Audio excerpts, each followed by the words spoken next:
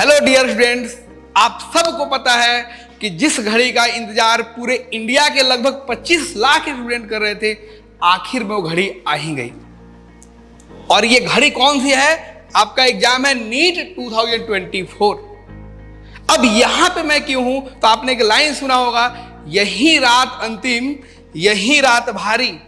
लेकिन ये एग्जाम एक रात की नहीं है, एक दिन का नहीं है। इस एग्जाम के लिए किसी पेरेंट ने बचपन से ख्वाब देखा होगा और वही वो मोमेंट आपके सामने है। लेकिन यहाँ पे रात की भी बात नहीं हो रही है, एक और बात हो रही है कि जब आप एग्जामिनेशन हॉल में जाएंगे तो उस मोमेंट पे आपको क्या लेके जाना है।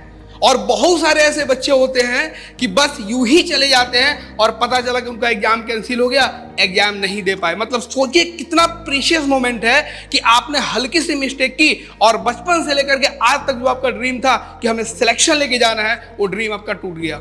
मतलब हमें इसमें ध्यान रखना है उन छोटे छोटे पॉइंट्स का, जो कि बिल्कुल मस्ट है, ये करना ही है आपको। जैसे आपके पास अगर आपको एडमिट कार्ड मिल रहा है, वहां पे आपका सिग्नेचर होगा। मतलब सिग्नेचर आपको अपने से नहीं करना है, ये एग्जामिनेशन हॉल में जो वहां पे इन्विजिलेटर होंगे वो आपको बताएंगे कब करना है।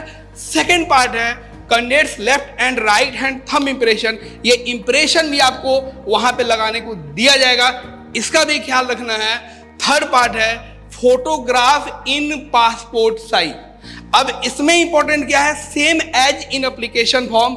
मतलब जो आपने एप्लीकेशन फॉर्म फिल किया था वही फोटोग्राफ आपको पासपोर्ट साइज में यहां पे अप्लाई करना है, मतलब लगाना है। इसका आप लोग बिल्कुल ध्यान रखिएगा।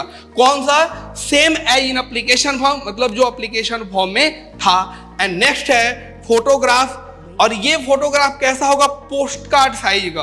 पोस्ट कार्ड साइज में कितना है?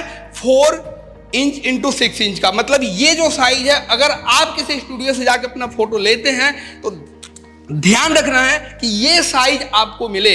उनको जरूर बता दीजिएगा कि भैया हमें पोस्ट कार्ड साइज का फोटो चाहिए, ये आपको ले करके जाना है। अब इसकी रिक्वायरमेंट क्या है? यहाँ पे कलर्ड विद व्हाइट बैकग्राउंड। मतलब जो आपका फोटो होगा वो कलर्ड होना चाहिए और बैकग्राउंड कैसा होना चाहिए? बिल्कुल व्हाइट होना चाहिए। और इसमें एक और चीज ध्यान रखना है, should be pasted on the proforma downloaded with the admit card. मतलब जब आप एडमिट कार्ड वहां पे डाउनलोड करेंगे तो वहां पे जो प्रोफॉर्मा मिलेगा वहीं पे इस फोटोग्राफ को क्या करना है?